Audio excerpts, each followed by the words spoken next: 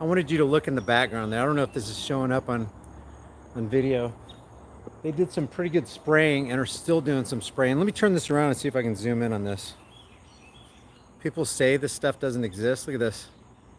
Oh yeah, those are just contrails. Give me a break. And then you're a conspiracy theorist. Here, let me see if I can. Sorry about the shaking here. You're the conspiracy theorist if you deny what you see. Unless you deny what you see and you just call things as they are, as they appear. If you call it like you see it, if you trust what your eyes see, you are the conspiracy theorist. Isn't that weird? It's just weird. You can literally make an observation that's as plain as the nose on your face. And I wanted to start off with this right here. Just let that background sink in. I don't know if the contrast is can you guys see that still from there? Don't trust what you see. Don't trust facts. Don't trust things that are objective. Let it go. If you don't let it go, you're a conspiracy theorist. If you hold on to it, you're a conspiracy theorist. Yeah, there's stuff that's being sprayed in the clouds, and 2 or 3 days later, there's these thunderstorms come up, and it's not conspiratorial. You can look at a lot of videos on that online. There's pilots saying, yeah, we sprayed. The government admits to cloud seeding, at least putting the silver iodide and all this other crap in the atmosphere. So I just wanted to start with this, guys. I just wanted to start with, you can trust what you see. You can ask questions. Oh, I didn't know I could zoom in on that part of the camera. You can ask questions about what you see. And who cares what people call you? Just stick by what you know to be true. So what I wanted to, oh, that's scary, doing a zoom in like that. That's really weird. So I want to start this video. I wanted to start it outside, just looking at things that we can objectively see. And then I want to just make this statement. And I'll make the statement and say, change my mind. If I'm wrong, I want to know about it. Government, in every way, every shape, and every form, is slavery. Period. And why is government slavery? Because government is the idea that somebody, somewhere, somehow has acquired the authority to speak into your life and claim not only your life, but also your property and the lives of everybody that you personally love and everybody else around you. And you have to submit to them, because not only do they claim the right to rule you and take your stuff, but they claim the moral right to rule you and claim that you have the moral obligation to obey their rule or be punished. In other words, if you don't do what they say, then you're a sinner in the eyes of the state. And that is inherently illegitimate. If you don't have that right, and nobody that you know in your life, have ever known in your life, has that right, then where did they get that right? Just because they call themselves government?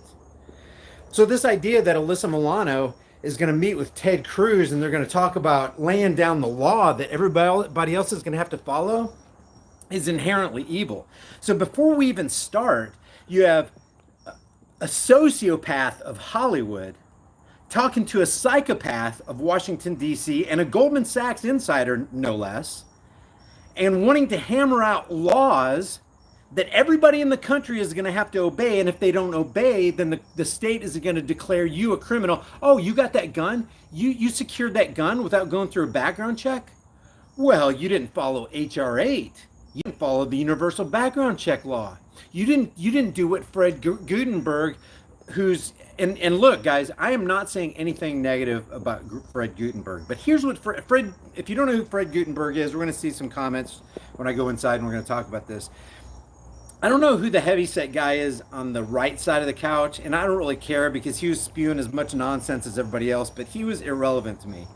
I wanted to focus in on Alyssa Milano and Ted Cruz and Fred Gutenberg. Now, what I have to say about Gutenberg, if you don't know who he is, he allegedly lost a daughter in the Parkland shooting, the alleged Parkland shooting. So I'm not saying anything bad about this guy. But what Fred and what Alyssa, and you'll find out what Ted Cruz wants, is to lay down the law and put forth commands where if you don't follow them, it boxes you in the corner of being not just a criminal, but a felon in the eyes of the federalized authority. And if you know anything about the Constitution, the first 10 amendments, the Bill of Rights, was all about giving the people the power and taking away that power, which doesn't even exist for the federalized authority, reserving it to the people, period. It was about the people having the right to keep and bear arms that shall not be infringed. It was about the people having the right to freedom of religion and freedom of expression and freedom of speech. It was about the people having the right to be secure in their persons, houses, papers, and effects. That wasn't written for the federal government. That was written against the federal government. It was literally saying, hey, government, this is your stop sign right here. You better stop. You don't have the right to do any of this crap that you think you have a right to do. And so what I have a huge problem with, and we're going to keep coming back to this, is that government is literally slavery. So anybody, I don't care if it's Alyssa Milano, Fred Gutenberg, I don't care who it is, if they're going to government to ask them to do anything, they are literally asking a criminal cartel and people who are embroiled in Washington, D.C. organized crime, because that's what politicians are. They're members of an organized crime ring called the Title 28, Section 3002 federal corporation called the United States. It literally says United States means federal corporation. They're going to these cartel members. Alyssa Milano is going to the cartel member, Ted Cruz, and asking, begging, actually, getting on her knees, even though she doesn't get on her knees in this video. That's what she's doing verbally. Getting on her knees and asking people to make, these people in Washington, D.C. to make the people of America more enslaved. Because the more laws you make, two things happen. You become more enslaved because you lose your rights, and there's a power transfer from you to the federal authority in quotes, because it's not legitimate, and a transfer of wealth. Because you better believe when you have to go through a background check, it's going to cost you some cheddar. It's going to cost you some money, boy. And last I checked, a fingerprint, when you do a fingerprint aspect of the background check, it's $90 not per fingerprint, like 90, 90, 99. I'm just saying when you get a set of fingerprints, it's $90. If making you pay for a right that you already have without paying for it anyway is not an infringement, there is no such thing as an infringement. So I wanted to start it over here. Let's just take another look at the chemtrails. And they're beautiful, aren't they? Poison, something so deadly. How can something so deadly be so beautiful? They're just kind of fading in the sunset. Should be dark here in Oklahoma in about 20-something minutes. But I wanted to start because government is slavery, and government is constantly doing things to you to take away your rights, to take away your power, to take away your money, and really, frankly, to jeopardize your health. Government does no good ever to anybody. And any good it looks like they're doing, it's all for nefarious purposes. So we're going to go in here and we're going to start talking about the Ted Cruz Alyssa Milano meeting. And I got everything set. Well, I got most things set up. I forgot to. We'll look at some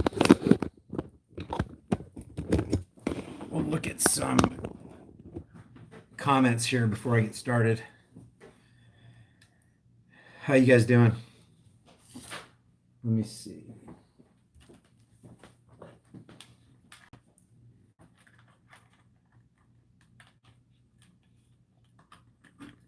Setting up my other monitor so you can see it. What's up, Johnny Transparency? Rack Attack Gamer. Let me transfer this over to my other. Cheers to you guys. Here's for freedom. Nobody's getting one more ounce of my freedom. I'm not giving it away. You guys want to give your freedom away? No way. No way. And that's what this meeting with Alyssa Milano is all about. She wants to basically take a crowbar through emotion, because you'll see she's going to start off on an emotional springboard, and there is no logic in emotion. You do not want an emotionally driven creature behind the wheel.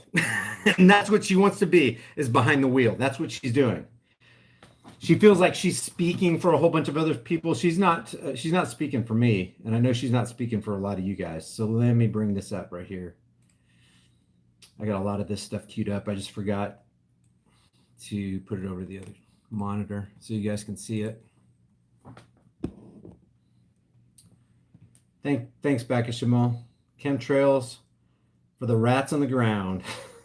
I saw another. Let me do another super chat here. if I can get to it. Oh, I'll have to open up another window for it. Let me see.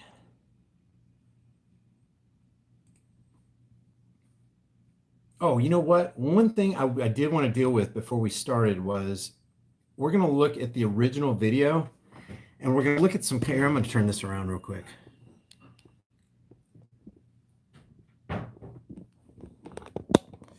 This is the original video. Actually, I don't think this is the original. This is kind of a copy. I don't know who put out the original, to be quite frank with you. But this is from DC Shorts. And if you'll notice, it has a pretty good like to dislike ratio. It's got, let's see, what is it exactly?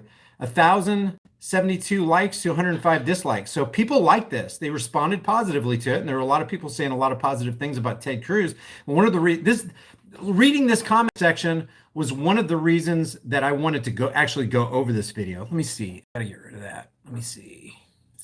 What is on screen there?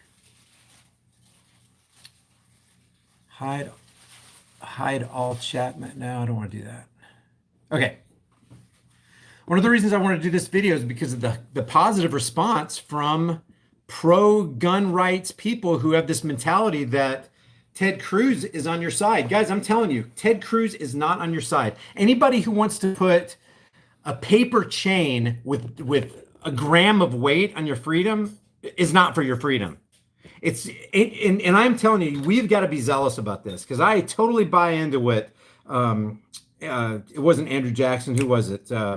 Crap, I can't remember who said it, but the price of freedom is eternal vigilance. And indifference to this notion is the means by which the people will secure their own oppression. The price of freedom is eternal vigilance. In other words, you can't take your oars out of the water. You got to keep paddling. The moment you take them out of the water, you're going to start going back. And I know I keep banging that drum right there, but this is why people fall for a guy like Ted Cruz. This is why people fall for a guy like Donald Trump. And on the other side of it, this is why people fall for a guy like Fred Gutenberg, or a person of influence like Alyssa Milano. You can call her a has-been or whatever, but there's a lot of people that follow her. I didn't look at her Twitter feed, but she seems pretty popular to me.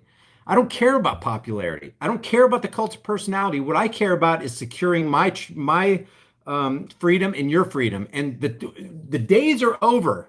The days should have never started. But the days are over where we give away 1 nanoparticle of our rights. And I'm not kidding there. It's done. It's over. Not getting any more. And I'm not sorry about it. Go pound sand. Go do something. But don't stop begging government to take away more of my rights. Take away more of my money, just so that you can feel safe, so that you can feel secure. And that's the catalyst for this video. Is there's so many positive comments about Ted Cruz. It's ridiculous. It's off the hook. And you can see it right there, just in the numbers right there, in the stats. 1,000 likes to 105 dislikes. This one says something negative about Alyssa Milano, but I want to, yeah, they talk over Ted Cruz, and he respectfully discusses it with them. They're insufferable to listen to. I am now a Ted Cruz fan. Well, hopefully Marcus James will see this video and find out that Ted Cruz is just as much, if not more, of an enemy than Alyssa Milano. And I say more of an enemy because he's far more deceptive. If you have a more deceptive enemy, then you're less likely to keep your guard up. And that's what's insidious about certain kinds of evil. Certain kinds of evil will code, like, how does the devil come to you? You know, like, the devil's not going to come to you with a red costume and a pitchfork and horns and sharp teeth. He comes to you as an angel of light. Why? So you can let your guard down and he can get into your head and get you to trust him.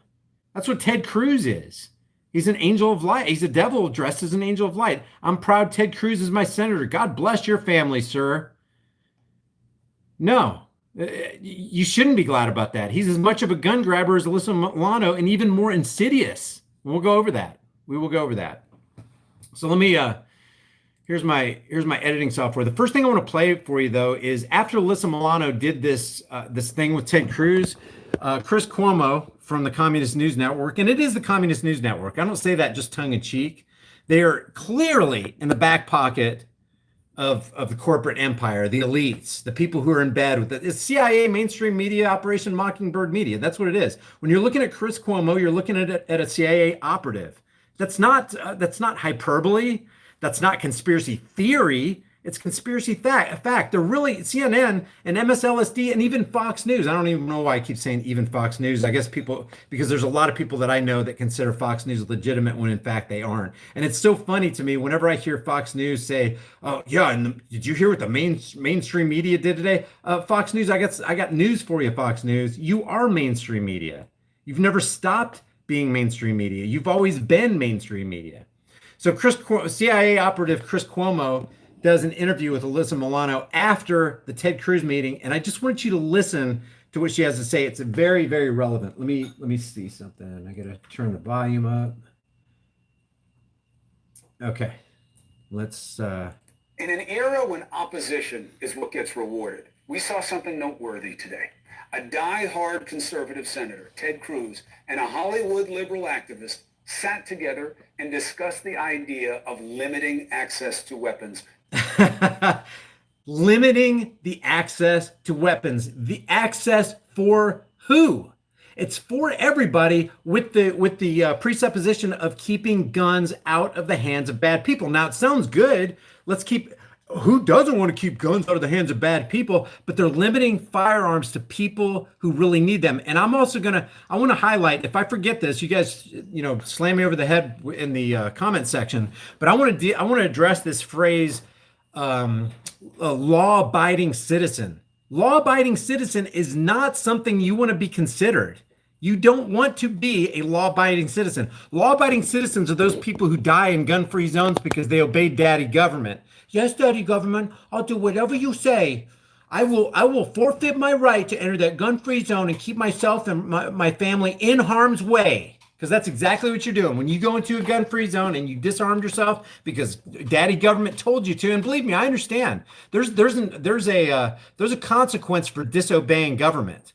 And you could literally go to jail because you carried a gun, not to do anything malicious, but to protect yourself and your family and anybody else who might need help. So you're there to do good.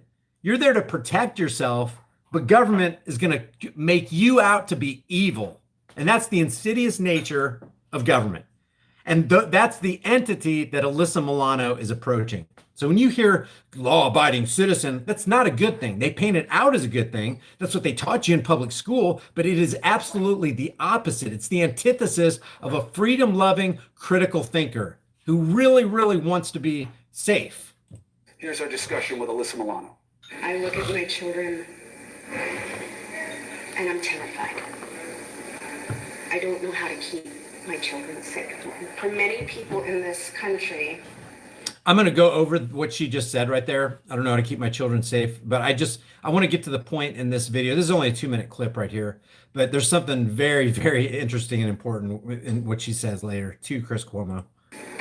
Your stance has made you almost like this caricature of a villain. And that's why this meeting was so important for me, because I wanted to be able to look at you in the eye and know that you're really a human with a heartbeat. What did you take away on 2 levels? First, on a human level, what did you see when you looked at Senator Ted Cruz? I think that he understands the magnitude of the issue right now, especially in regards to mass shootings in this country and the apparent weapon of choice, which is usually the AR-15 assault rifle, in which these killers... Did you catch that? It's a constant drumbeat. AR-15, assault rifle, assault rifle, assault rifle. You gotta put it in the psyche of Americans because they have to be scared about this scary black AR-15 assault rifle. It's what's doing all the killing, right? Kill people. I think he understands. I think when I said to him, I said, no 17-month-old baby should ever have shrapnel in her chest in this country. Yeah, we're going to go over that too, guys. There's a lot of things she's saying that she said during the Ted Cruz meeting that I want to save for in a second, but I want to capitalize and highlight what she says here to Chris Cuomo coming up in a couple seconds. I think he gets it. Now, Mark Needham says, "My body, my right, Milano." Exactly.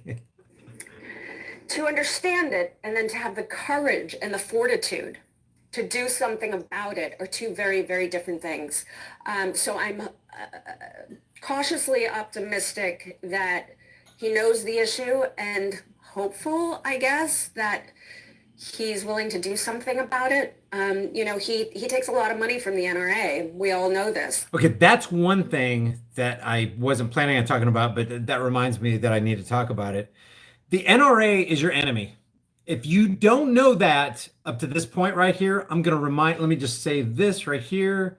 And I'm going to remind you of that right now from the lips of Wayne LaPierre himself. Here's why the NRA is your enemy. Now, the NRA is constantly used by leftist lunatics to paint them out to be as some kind of champions for the Second Amendment, the extremists for the Second Amendment. The NRA is so against the Second Amendment.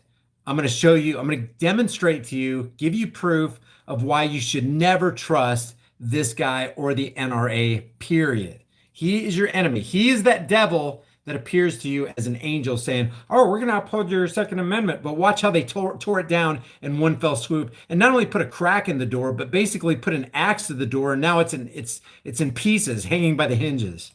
The best kept secret is that the National Instant Check System wouldn't exist at all if it weren't for the NRA. Did you get that? And they even put it in writing, and I know I've covered this before, it really bears repeating. The National Instant Check System wouldn't exist at all if it weren't for the NRA. Let's read that the way it should be. The National Instant Infringement System wouldn't exist at all if it weren't for the NRA, i.e. the NRA made sure that there's a National Instant Infringement System. It's utter nonsense. It's evil. It's evil is what it is. They actually said, hey, is there any evil out there? Oh, yeah, here we are. Well, come on in. Here comes it's called the NICS system, National Instant Check System. It's true.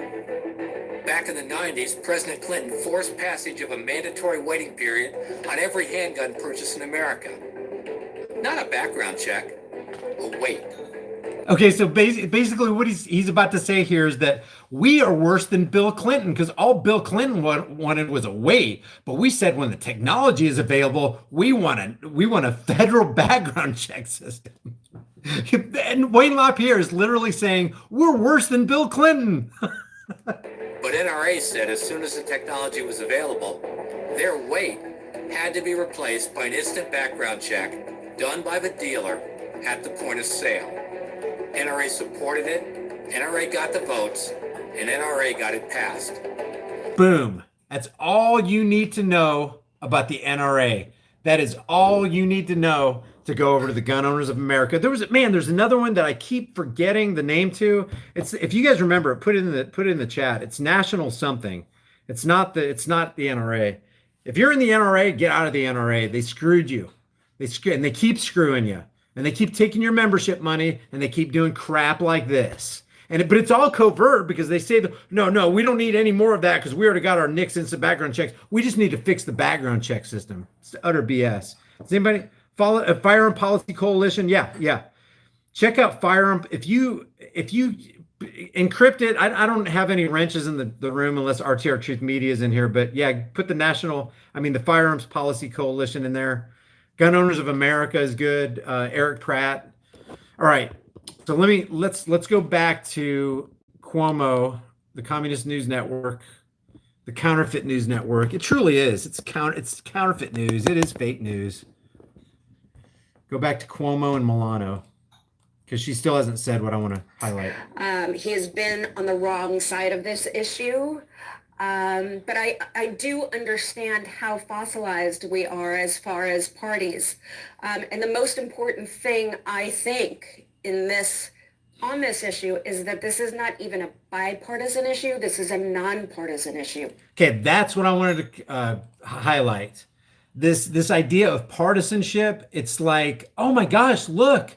The Democrats and Republicans have gotten together on this. Isn't that wonderful? People actually call nonpartisanship. This is a nonpartisan issue. Why are we even arguing about this? The gunman doesn't care if you're a Democrat or a Republican. They're just going to indiscriminately shoot you. Why can't the Democrats and Republicans come together on this? And then people look at the Democrats and Republicans come together like they did after 9/11. It's like, oh my gosh, there's all this kumbaya camaraderie going on in the Senate House and in Congress. And isn't this great? No, it's not great, because in 41 days they instituted the non-patriotic Patriot Act. when Congress comes together, then you need to even be your spidey senses need to go off, and you need to be more worried than you were before when they were divided. Because at least when they were divided, they were too distracted to get any laws passed. When they get together and they start passing laws, your freedom is on the chopping block and your wealth is on the chopping block. And now we have the Department of Homeland Security. Thank you very much. $47.5 billion a year. The TSA. Thank you very much. Radiation and molestation practices. Isn't this great? Hey, lift up your hands. Look, how much are they radiating you? In 20 years, 25 years, we're going to find out who's got cancer. And the cancer went like this because they're radiating us. And then just follow the money. I mean, what the security systems and all those people who developed all these machines, they made bank. Don't tell me they're not putting, call options on that stuff and going long on these security companies, just like somebody went short on American Airlines and United Airlines a couple weeks, 3-4 weeks before 9/11. So there's always this follow the money trail. There's always key bono. Who benefits? Who benefited from the Patriot Act? Because a whole lot of people made a whole lot of money, and then we started all these wars, and we're talking about 4.5 to 5 trillion. I've even seen the number of $9 trillion it's cost us since 2001. Can you imagine? That number is so incomprehensible, and so many charlatans made so much money because of the Hegelian dialectic. Problem, reaction, solution. They created the problem, waited for yours and my fear-based reaction because we didn't know what was going on. It's like, oh my God, I got to do something. Congress, here's my power. Go start some wars. Beef up the military-industrial complex. Pat us down in the airports. This is horrible. That's our reaction. And then they step in to provide the pre-planned solution. That's how it works every single time. And it's the same thing with this gun thing. Alyssa Milano wants you to think that we got an epidemic. Guys, I've already gone through the numbers with you. We do not have an epidemic of gun violence. As a matter of fact, we don't have gun violence. There's no such thing as gun violence, just like there's no such thing as knife violence or crowbar violence or baseball bat violence or blunt object violence or fist violence. There's no, you don't attach that and create a euphemism to cover up the things that are really going on. The people that need to be punished, if you go into a post office or a bank or a school or a mall and shoot people up, the punishment should land on that guy and stop there. You want to stop all these mass shootings, institute, hey, if you do this kind of stuff, it's capital punishment right there. Boom. Judge, jury, executioner will hang you in the public square, make it you want to put your name out in the paper? Okay, it will be. We'll put it over the linchpin. But because justice against an evil act is not executed swiftly, therefore the hearts of the sons of men are fully set in them to do evil, and they keep doing evil, and they keep doing evil, and all the clueless people want the government who's evil to do more evil to combat the evil. So now you got evil, which is fire, trying to pour gasoline on the other evil, which is fire, and it just keeps igniting more and more and more, and up in the smokes and all the sparks going up to heaven are your rights and your money, just going up, it's gone, going, gone, and then when they're gone, it's so hard to get them back, if not impossible. You do not want to give up your rights. You don't want to give up. That's why I keep coming back to Benjamin Franklin. Those who would give up a little essential liberty to attain a little politically promised security, which is no security at all. It's just a lie. Oh, come here, guys. I'm the government. I'm here to help. Just stand behind me. I'll protect you. You give up your essential liberty for a little promised political security. You deserve neither liberty nor security. It's true. You know, like ignorant, there's no solace in ignorance. You don't have a safe space in ignorance. That's why I have this channel. We need to just stop being ignorant. There's so many things I'm ignorant of that I learn every single day. A lot of it's from you guys when you leave your comments and like, okay, Brian, why'd you say that? That kind of doesn't line up with freedom. You kind of messed up there. And then we go back and forth and it's like, hey, I want to learn that stuff. Just hit me off the side of the head with some truth, man. That's all I want. Because if you don't have truth and if you don't have a secure grasp on truth, then it's that much easier to just let go of whatever freedoms we have left. And Alyssa Milano and Fred Gutenberg and Ted Cruz and Chris Cuomo and Rachel Mad Cow Disease, they're all out there trying to take your freedom from you 24 hours a day, 7 days a week with their CIA Operation Mockingbird propaganda campaign that does not stop. It even operates on Christmas and New Year's and the 4th of July. 4th of July, guys. When you're supposed to be celebrating your freedom, or the land of the free and the home of the brave. Did that make you feel good? Oh yeah, I feel great. Are you free? Well, no, that's debatable. No, you're not free. And none are more hopelessly enslaved than those who falsely believe they're free. And you gotta look at the sporting events. They're all thinking they're free. Ain't this great? This is so free. Oh, really? Did you stop paying your property taxes? Well, no, because if I do, they'll send men with guns and throw my ass in jail or foreclose on my house and then roll with my family sleep. Well, then you're not free. You're either free or you're not. If you're not free, don't say you're free. Don't lie to yourself. What's worse than not being free? Thinking you are and lying to everybody and trying to convince them that you are free, and everybody else is trying to convince themselves that they're free. Hey, isn't this great? Hey, we're so indebted to China. Gosh, that's why we have this Federal Reserve fiat currency Ponzi scheme going on. This is all related to the gun thing, by the way, guys. Transfer of wealth, transfer of power. Back in 1913, when everybody was asleep at the wheel, they even brought it through Congress at that time during Christmas break while everybody was gone. Federal Reserve Act, it's passed. Hey, too late. We got the Federal Reserve. And if I have control over a nation's money, what do I care who makes its laws? I don't care if there's a Ted Cruz. I don't care if it's stacked with Republicans or Democrats. It doesn't matter. You guys are all working for me. I have the purse strings. Whoever owns this, whoever owns the monopoly board and all the money on the monopoly board is the guy who's pulling the strings. Key bono, who benefits? Follow the money. That's all you got to do. All right. You know what? I like sometimes you go, well, you went off on a tangent. Actually, no, it's all intertwined. And then we have to unravel it and just kind of find out, okay, what's going on here? Oh, we've been lied to through all these euphemisms, and holy crap, no wonder why people are giving away their rights. They really think they're doing the right thing. I mean, I don't know. Alyssa Milano's an actress. So she did a lot of good acting here. Actually, it was bad acting. So back to just real quick, and let me encapsulate. Alyssa Milano goes back to this, like it's real good to be nonpartisan. As long as you Democrats and Republicans are for it, oh, goodness gracious, America's on board. I don't care if the Democrats, the Republicans, all of the Supreme Court justices, everybody in the executive branch, everybody in the legislative branch, and 99.999% of Americans agree on your immoral, vile, Constitution trampling crap that you want to shove down the 0.01%'s throat. It's still immoral, and therefore we shouldn't do it. I don't care about your pragmatism. I don't care about your statistics. It doesn't matter to me. It doesn't matter how many deaths. You don't have the right to take away somebody else's rights. You just don't. What kind of society do we want to live in? A society that has a sliding scale on morality, or one that's just staunch and it's like, no, this far and no more. You don't go beyond that, because if we just compromise on that a little bit, then society degrades. Like Juvenal said, give the people bread and circuses, and they shall never revolt. They will never revolt. Why? Because they're happy with bread and circuses. Isn't CNN great? Chris Cuomo is such a good speaker. I love Don Lemon. Look at Rachel Maddow. Oh, I love Morning Joe. Look, I'm going to drink some Morning Joe with the Morning Joe. Boy, what do you guys have to say? This is great. Fox and Friends. Fox and Friends is on. This is wonderful. And then the propaganda is like, you can almost see the hypnotizing little spirals going around, and their eyes are like, oh my God, everything Tucker Carlson said is true. I'm a Tucker Carlson fanatic. I love Alex Jones. It's like, guys, don't get wrapped up in the cult of personality. Don't follow me. Follow truth. Have the standard of, look, if it's wrong for me if I did the exact same thing, for example, that cops do, I just pulled people over indiscriminately and said, hey, you were 7 miles an hour over the speed limit. Give me $150. If I did what cops did, I would literally be rightly put in jail or restrained in some way and penalized by society.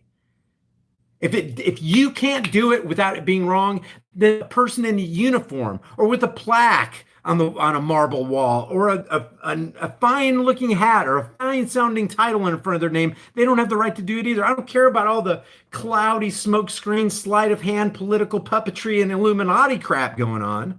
It doesn't matter. I don't care about all the window dressing. I want to know what's on the other side of the window. What's coming out of there?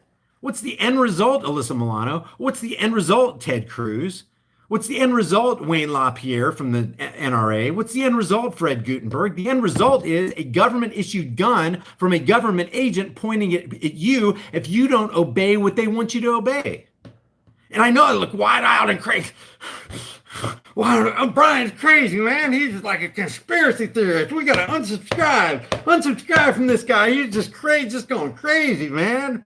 We can talking about the dollar. That's our dollar. Talking about land of the free, home of the brave. That's our land. Talking about the Morning Joe. You don't diss the Morning Joe, huh? That's literally. That's why I call us Boobus Americanus. Who coined that phrase? I think it was crap. Who was that?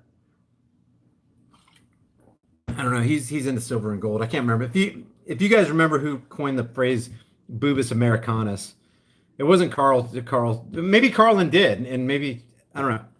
Anyway, let's get back to Alyssa Milano. Sometimes I think I'm going crazy. Wonder why. Land of the free, home of the brave. Are you serious? None are more hopelessly enslaved than those who falsely believe they're free. Okay, so here's Alyssa Milano's springboard, guys. Listen closely to Alyssa Milano. Here's what she's about. So I'm gonna start, and I prepared pretty heavily for this meeting. Okay. And there's no animosity at all. And I woke up this morning with a panic attack. I have anxiety. Okay, so she woke up this morning in a panic attack. Now, I'm just going to go ahead and sympathize with people who may go through this, but that is very unstable, guys.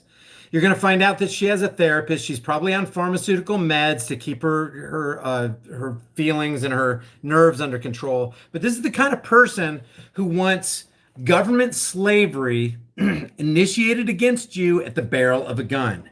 And she, a Hollywood Illuminati sock puppet, is going to a political Illuminati, Goldman Sachs infused sock puppet, and asking that the violence of government rain down upon peaceful people who own certain kinds of weapons. That is what's good. If you were going to encapsulate this whole thing that so many people, let me just go back to this right here. So many people think that Ted Cruz did so well. You got another thing coming, man. You got another thing coming. I can't wait to get into. Is everybody good? Can everybody hear? Okay. I don't want to proceed if you can't hear. But we got to expose this, man. Part of freedom is people are always going, Brian, don't you have anything positive to say? Yeah, I got something positive to say. We need to fight against tyranny. That's about as positive as you can get. Yeah, we need to take a toke of freedom. Whoever said that, take a couple tokes of freedom. So she's on meds. She's got anxiety. She had a panic attack before this meeting. She's a very unstable person. Thanks for all the ones, guys. She's you can hear fine. Okay, cool. Thank you, guys. I really appreciate you letting me know. That means a lot. She's a very unstable person asking another political unstable person to please rain down the fires of government hell upon everybody who doesn't obey their commands. Let's just not candy coat this. Here we go. And it wasn't about you in particular. I think for me, it was about what you represent and what I feel as a citizen of the country. Now remember what Ted Cruz represents while she's trying to paint it as though she's representing like this champ. From her perspective, Ted Cruz represents somebody who's defending gun rights, and he's not. He does it covertly, which is completely insidious. And it's like, how much cancer do you want? How much arsenic do you want in that gallon of water? I want no arsenic, but Ted Cruz is that drop of arsenic in your gallon of water. It's either pure water and it's good for you, or if it's got a little arsenic in it, you don't want anything to do with it because it's going to kill you. That's Ted Cruz. He looks like he's pure water, but he's not pure water. I'm a mom. I have 2 children. You're a dad. I am. Emotions. I didn't know my purpose until I had children. That's a problem. If you don't know your purpose before you have children, you're not going to know your purpose after you have children. And woe to those kids.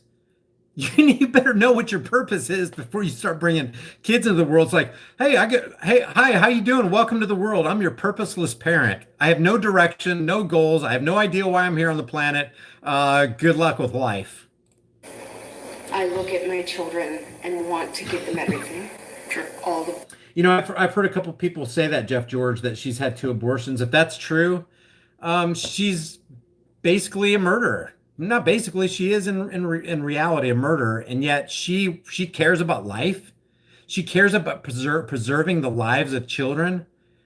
How can you care or even pretend to care about preserving the lives of other people's kids when you didn't care enough to preserve the life of your own kids? You've got to be kidding. I don't know if Alyssa Milano's had 2 abortions, but if she has, and I'm seeing people saying, yeah, she has, if she has, she's an extreme hypocrite, period.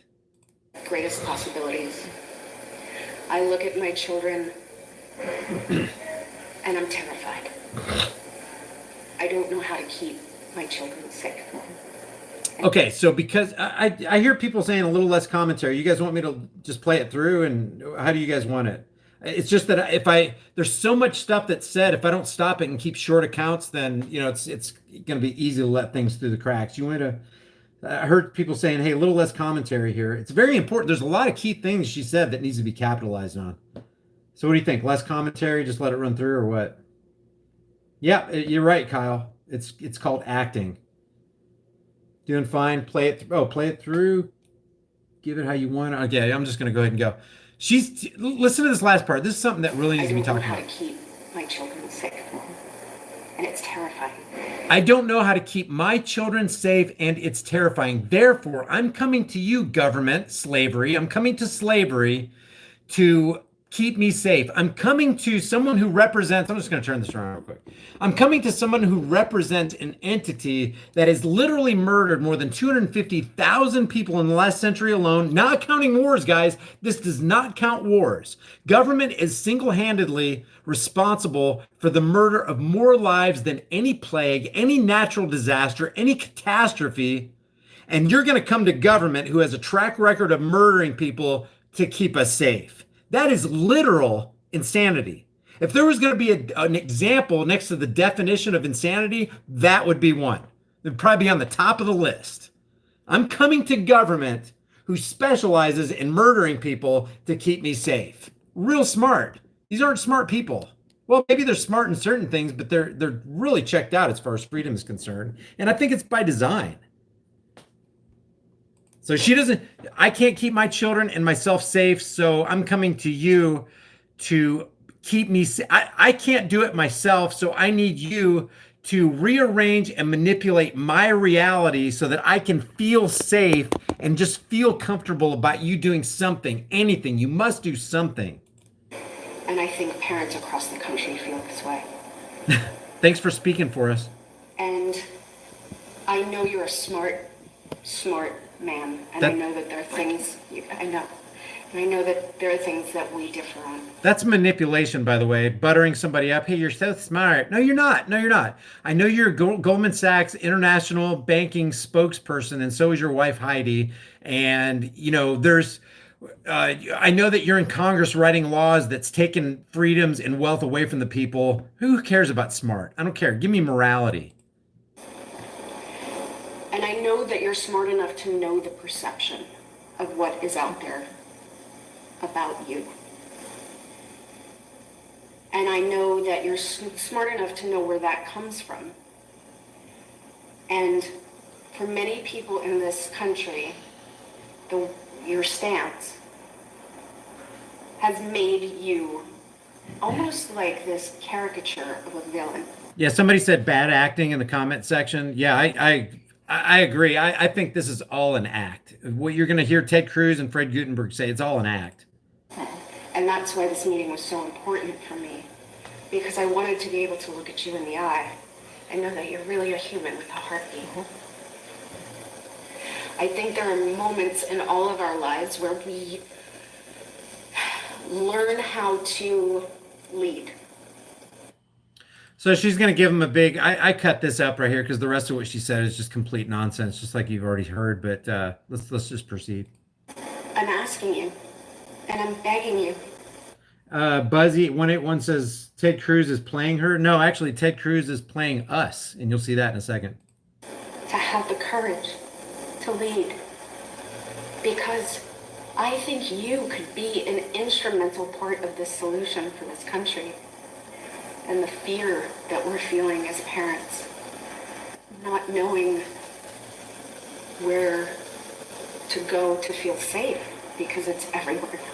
You know, it's truly pathetic. Let's just say she's not acting. Let's say she's just give her the benefit of the doubt that she feels like this. There's probably a lot of people who've been programmed to feel exactly like she's feeling right now. I mean, the 24/7 propaganda campaign that you see in the movies and the news and TV shows, it's really priming people to actually feel helpless and feel victimized like this. And that's still no reason, and it's no moral high ground to get people to let go of their rights and initiate unjust force and violence on them by the barrel of a gun of government. And so having courage means being okay with making enemies. You know what having courage means? It's being okay to evolve and see. I fear she's telling Ted Cruz, she's schooling Ted Cruz on courage after she just got done saying, I'm scared to death. My kids are scared. I don't feel safe. I don't know what to do. I don't have direction. And she's going to school somebody on courage. It's complete hypocrisy. See that things are different now than they were when you first came into your power and your strength.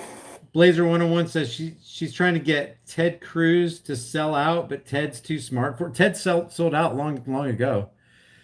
Ted sold out to Goldman Sachs long ago. He is an Israeli puppet. As a matter of fact, in this, I went through this whole thing twice, guys.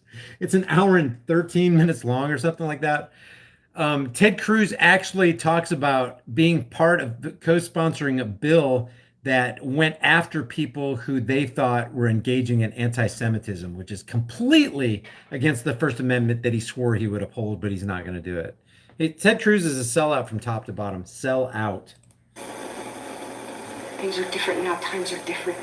We can't hold on to where we were. Okay, now here, check this out right here. This is something to highlight. This is an epidemic. This is an epidemic. Like I told you before, if we gave him the 40,000 number of people who died by gun violence, 65% of that we know is part of people who pick up a gun and blow their brains out. But if we gave him the 40,000, this is key. They're constantly calling this an epidemic. If you give them the 40,000 number and you divide it by 327 million people in America, you come out with the number 0.012% of the population dies by gun violence. If you take away that 65% who commit suicide, that number goes down to 0.007. That's 0.007%. That's not an epidemic, guys.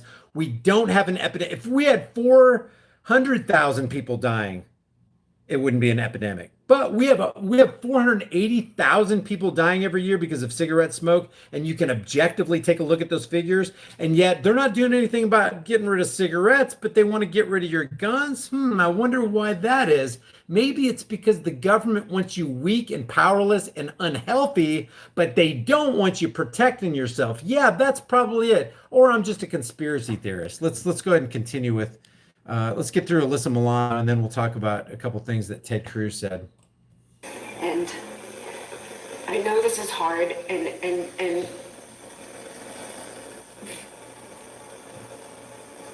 just know I appreciate this. I really do. It means so much to me that you're here. And so it also means a lot to me that you've let me have this moment right now to say this, to say my piece. My biggest fear is actually his reality. And this is Fred Gutenberg. For anybody who's joined late, Fred Gutenberg is the father of an alleged victim of Parkland. His 14-year-old supposedly got shot and died. And that's who Alyssa Milano was pointing to. Thank you for giving the opportunity to Fred to come and look you in the eye and tell you his story. We really appreciate it. Thank you. All right. But I also hope now we're going to listen to Ted. that just saying people in different places on the political spectrum treating each other with civility and humanity. Yes. That, it'd be nice if that was a little bit contagious. If Okay, that's And that's, I mean, not only is this such a huge opportunity to be able to tell you my biggest fears, you know more about me than my therapist right now, but that right there struck me as quite odd.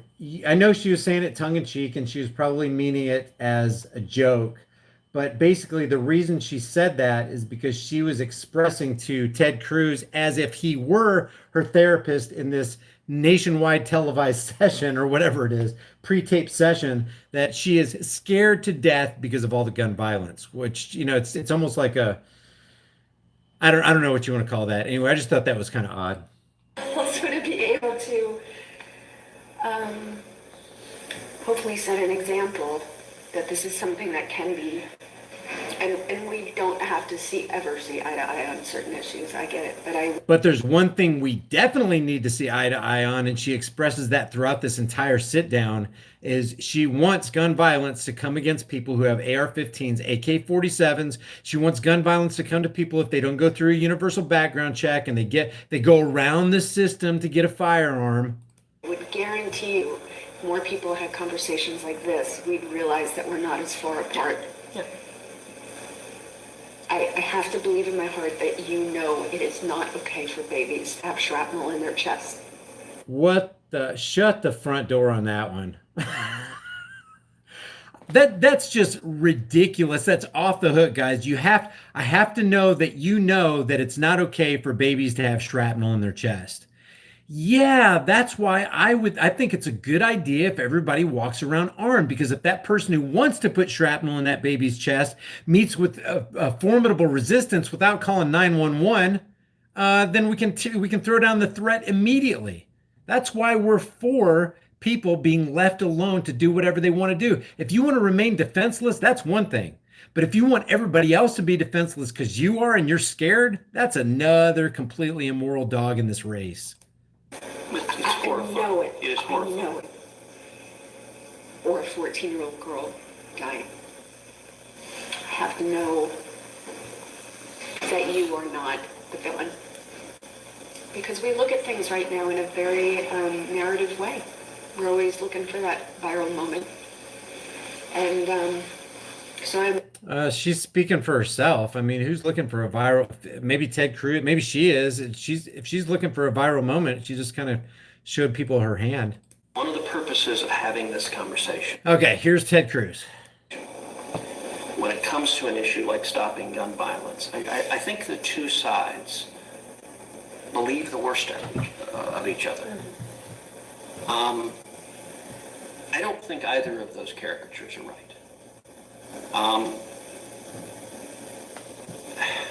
If we can start from what I think should be a shared goal, which is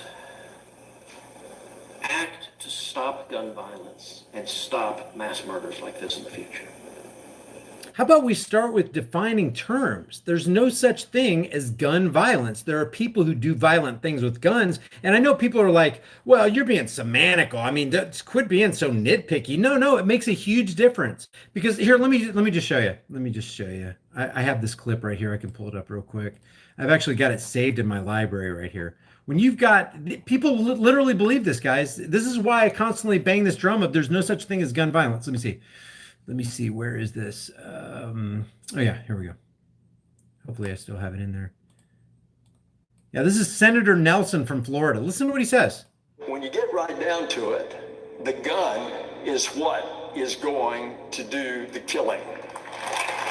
People really believe that. Senators are saying it. They say it so much, you have to understand that they really believe there's something called gun violence, that these guns are dangerous. These guns are killing people. We've got to take these guns off the streets. These guns are war machines. Guys, these guns are inanimate objects that can't do anything. It's the people that need to be stopped. And you can't stop the person who has evil intent by disarming all the people who are going to obey your stupid laws. Matter of fact, you're making them weaker and making them count on the government to help them, and the government never shows up on time. That's what makes this whole thing insidious and ludicrous and downright evil.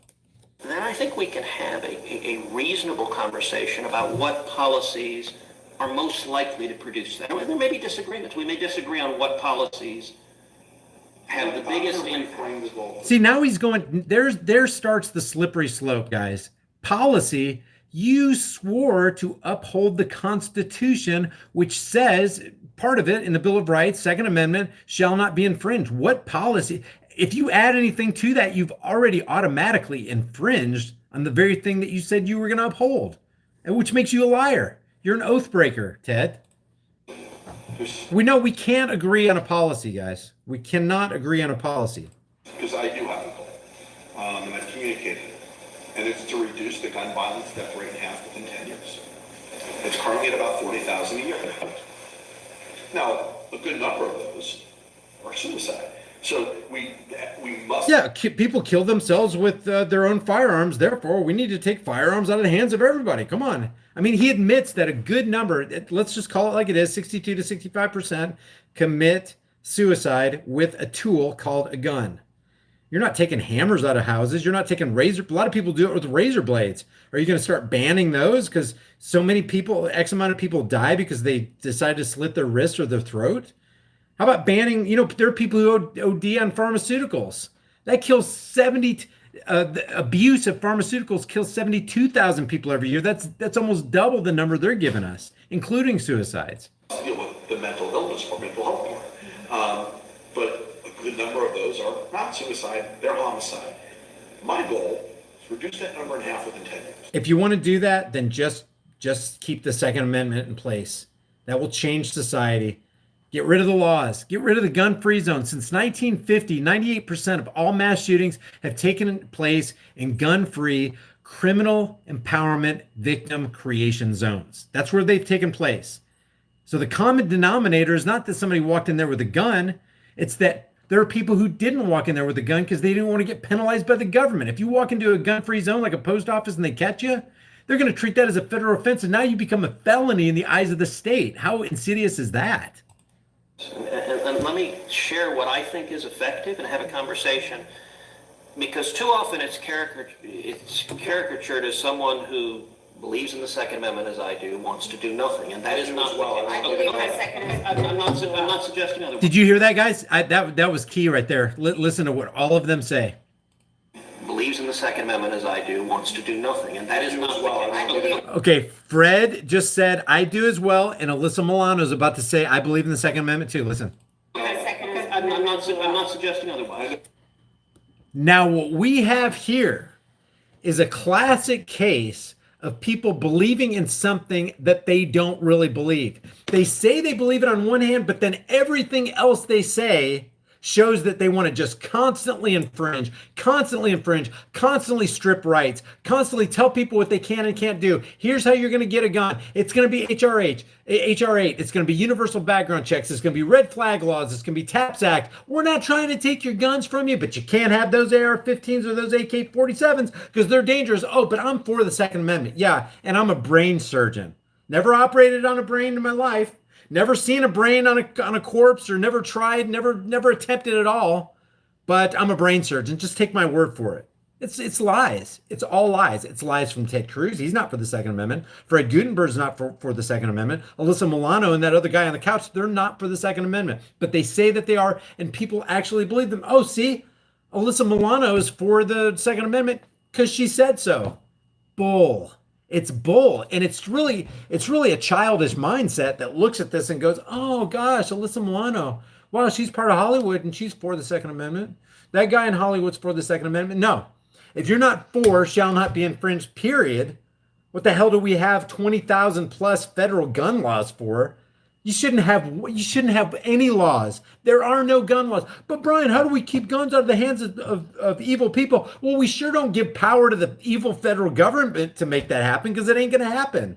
You're going to give power to the elite criminals of the world, the CIA, FBI, DEA, and all the alphabet soup agencies who are constantly spying on you, constantly feeling you up in airports around the country, radiating you, dropping chemicals on you from the sky, and we're going to run and constantly extracting your time and laboring energies from you.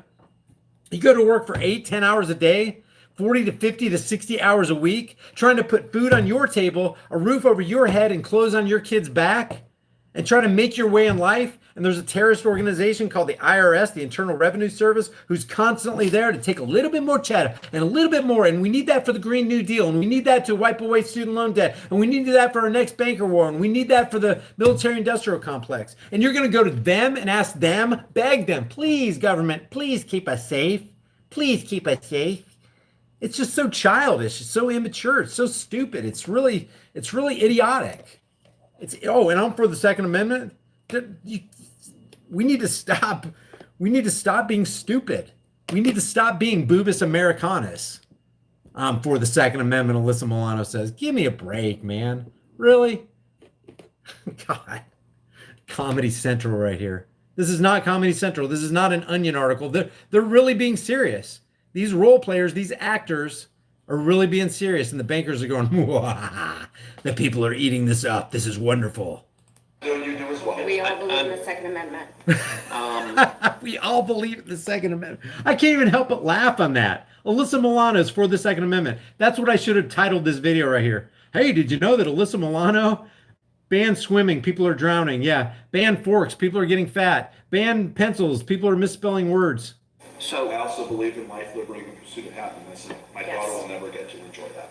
I believe in life, liberty, and the pursuit of happiness. My daughter will never get to enjoy that. My heart goes out to this guy if indeed he lost a daughter.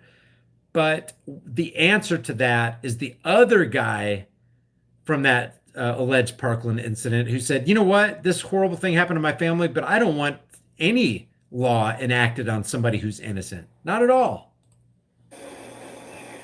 Well, and that's one of the reasons I believe in people's right to protect themselves, is because I want to save lives. And if we can agree we're trying to save lives, then we can talk about what's the best way to save lives. So we both agree people's right to protect themselves. Can we also agree that not everybody should have access to a weapon? Of course. You know what? I don't agree with that. Nobody has the right to tell somebody that they can't have a weapon. Well, what about felons? I don't want the government doing anything, guys. The government is evil. People in the government are evil. They're there for two reasons: to take your freedom and to take your money. They're not there for you. They're for the corporate interests.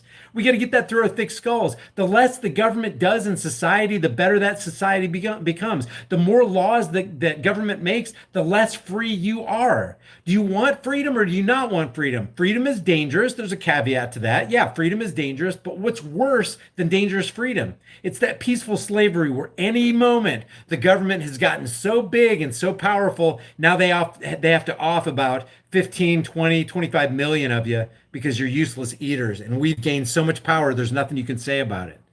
I don't want the government to do anything else. Don't take guns out of the hands of evil people. You guys are evil, period. iFix'em says, where are the assault politician bans? Oh, wait, they swore an oath to protect this country from all enemies, foreign and domestic. When was the last time a politician was charged with terrorism? That's right. iFix'em is totally right. Thanks for that super chat too, man. I really appreciate it. Okay. So yes, and so let's talk about, I think there are two approaches to gun violence in my view. One that is much more effective than the other. What I think is effective is focusing on the bad guys, is focusing on felons and fugitives and those with serious mental illnesses that are a danger to themselves or to others. That's not the government's job. Besides, the government is the bad guy. There is no bigger, badder guy on the block than government. It's like you living next door to Al Capone and going to Al Capone saying, Al, please keep me safe. He's going, okay, but there's a price to that. Oh yeah, what's the price? Well, it's your life. You need to step in line, do everything I say. I'll keep you safe. That's the trade-off. So government bad guys are gonna promise all the other people, we're going to keep you safe, even though they are the biggest, baddest bad guys that have been involved in more evil and wickedness and killed more people than you can possibly imagine through their ridiculous laws. Look how many people so quickly got on board with the Patriot Act in 2001 after the 9/11 deal. And I think we need to focus the laws, our efforts to keep firearms out of their hands, our efforts to, if they're breaking the law, to prosecute them. We need to focus on the bad guys. What I don't think is effective, and at least in Washington, I'm not suggesting you, sir, I'm saying in Washington, in Congress where I serve, often the debates focus on law-abiding citizens and restricting their rights. I think that is not effective in stopping crime. How? So let me give an example of an approach that I think makes sense. I was elected in 2012, so I started. I'm sorry, but how does the debate convert to affecting law-abiding citizens? So, for example, there are multiple. You know what government reminds me of? I know I keep stopping, guys. I don't apologize for that, though. Government is that mom or that dad that's constantly giving you stuff and not teaching you. Have you ever heard the phrase, give a person a fish and feed him for a day, or teach him how to fish and he'll feed himself for a lifetime? It's that person in your life that's always giving you stuff and always making it easy on you and always protecting you. And you get weaker and weaker and weaker, because then you get this entitled mentality and you become this weak little victim that's just sucking and sponging off of somebody to give him something somehow. And I can't make my own way. And it literally, it interrupts the flow of being a good character, of being a good human being on this planet. The more you do, it's like no good deed goes unpunished. You keep doing for somebody and doing for somebody and doing for somebody, and then they expect it. It's like, well, why didn't you help me out? How come you didn't help me out? I have all these problems because you didn't help me out. You gotta toughen up in life. It's like getting calluses on your hands in the gym or when you're working out in the garden. Those calluses grow so that you can do more work, harder work, longer work. And you get tougher and tougher, and you learn wise ways to garden, or hold that hoe, or hold that rake, or whatever, or lift those weights. And you become toughened by life and your experiences. And if you constantly have somebody shadowing over you saying, I'll take care of you, that's government. Government wants you to be subservient to them. They want you to have a victim mentality, and they want you to constantly come to them for your safety, for your food stamps, to protect you, to build us a wall and protect us from the adversary, instead of you taking it upon yourself and going, you know what, screw this. I ain't waiting for the cops. You guys, I live in Chicago. I live in Baltimore. I live in, somewhere in Louisiana. Or I live in Atlanta, and there's constant break-ins, constant. You know what? Screw that. I'm tired of being a victim. You guys want to come through this door? I'll give you my gun, bullets first. How's that? And you toughen up, and you don't need these people. They want you to they want you to be in a state where you need them. They want you to be subservient to them. They want you to be victims. They want you to feel like, hey, government's our security blanket and we need them. I got to go to my safe space and wait for the government. Matter of fact, I'm so insane that while the gunman's down the hall coming to my door, I'm going to take valuable time to get on my cell phone and call the operator, 911. Yes, we have a serious emergency. I'm trying to be quiet, but somebody's coming down the hall and I think they're going to kill me. Well, just be real quiet. And now you have one ear where you're trying to listen to the dispatcher, but then your other ear is trying to go, God, how close is he? This is really getting scary. When are the police going to get here? Guess what? They ain't coming. There's no heroes that's going to save you. They're not going to step in. You'll be dead before they get there. And then when they arrive, they're going to go, how many body bags we need? Okay, we need 23 body bags. Okay, we need some toe tags. Call the mortician. Call the authorities. Call some ambulances. We got to get these guys to the morgue. That's what they're there for. They're not going to put down the threat. That's up to you. You should have prepared. See, people don't plan to fail in life. They fail to plan, and then they fail. You got to have a plan. If this goes down, and you can't prepare for everything, but you can try. Don't go, oh my God, I can't do it. I just feel so scared, and I don't know what to do with my kids, and I have no goals in life, and I have no purpose in life, and I'm so scared. I don't know what to do. Toughen up. You just want to shake people and go, come on. Don't trust government. Are you crazy? It's insanity, man. All right, back to Ted. Back to the TED Talk. 2020 Democratic candidates for president who are campaigning right now on gun campaigns. Brian is a CIA plant, guys. I'm a CIA. Don't trust government because I'm a CIA plant. Confiscation. They are campaigning campaigning on. Babe, you did not know that I was a CIA operative, did you? No, I'm so glad I know. I know. Get out of here. You would not have known if it wasn't for the comments section. Trish now knows. Oh, you packing your bags, babe? Oh, Hey, yeah, I'm serious? on it. No, I'm a good CIA plant. Your Rough Dog says your mom is a CIA plant. Chris says I knew it. John Bradshaw says LOL. God. At least he's an honest CIA plant. Guys, I needed that laugh because, man, I'm telling you, sometimes I watch this stuff and I'm like, oh my God, am I becoming them? What's going on here? Marijuana is a CIA plan. I like this quote that I read by Joe Rogan one time. Let's just go ahead and take a comedy break here, I guess. I like what Joe Rogan said. He said, the only way you can be harmed by marijuana is if 20 pounds of it drops from a CIA plane. CIA is the biggest drug runner. It's so, God, guys, it's so freaking hypocritical. We see this time and time again. We see this in Afghanistan. We see this with Fast and Furious with the drug running under Eric Holder. We see this just in the cocaine. Look at the, oh gosh, what was that? What was that operation back with, oh God, with Reagan and the Iran-Contra affair, the Iran-Contra scandal, you know, the drugs for guns thing. The CIA is the biggest drug running cartel, and yet just say no to drugs. Just say no to drugs.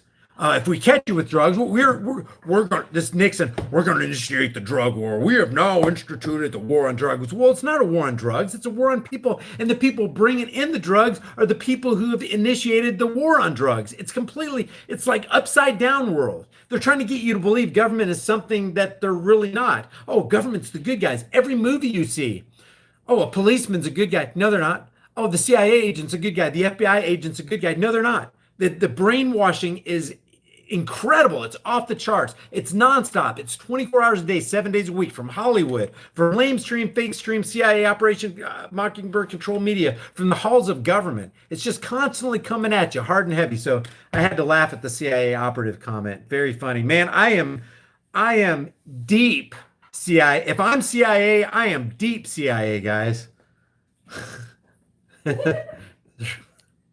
That was very, very funny, guys. I don't remember who said that, but you deserve a call out, a shout out. Forcing American citizens to give up their firearms. I disagree with it. They're not talking about forcing criminals to. They're talking about. Okay, so listen, this is a good thing that Ted Cruz says. He says good things mixed with bad things, and when you mix good things with bad things, it negates all the good things you just said. They're campaigning on. You're so deep CIA that even you don't know. Who said that? I can't pronounce your name. Gosh, that's a weird name. Okay, I can't pronounce that. Forcing American citizens to give up their firearms. Dang, let me just play it again. Here we go. Confiscation. They're campaigning on. Okay, I'm starting this over because this is very interesting because he says something very good right here. And you got to admit, guys, look, he's Goldman Sachs, but you have to acknowledge when he says good things. It's like AOC is completely sold out socialist, leftist retard.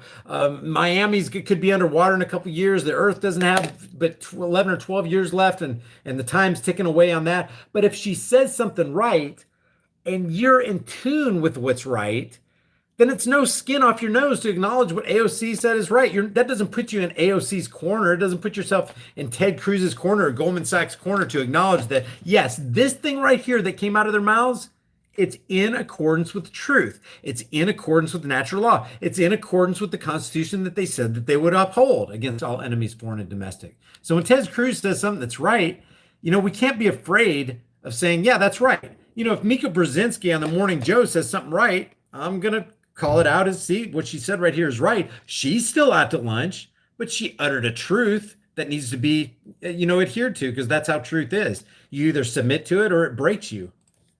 Multiple 2020 Democratic candidates for president who are campaigning right now on gun confiscation. They are campaigning on forcing American citizens to give up their firearms. I disagree with it. They're not talking about forcing criminals to. They're talking about law-abiding citizens who have firearms to protect their homes, the federal government forcing them to give up their firearms. And If over the past 20 years, and we're gonna talk about a law called the Grassley-Cruz law that he wanted to pass that never ended up passing, and he'll talk about that, which completely negates all the good stuff he just said right there. if if people were doing a meaningful effort to actually address gun violence, I don't know if the conversation would have ever even gotten to the place that it's in today. But the reality is nothing happened. And so I can tell you, sitting here in this room, Yeah, Joshua, we'll go over the Grassley Cruz bill in a second. you don't hear me talking about that. I didn't suggest And you the were, hearings but today that are going on. but we are seeing Beto O'Rourke, we're seeing Cory Booker, we're seeing Kamala Harris talk about Americans it. will get to vote on what they want.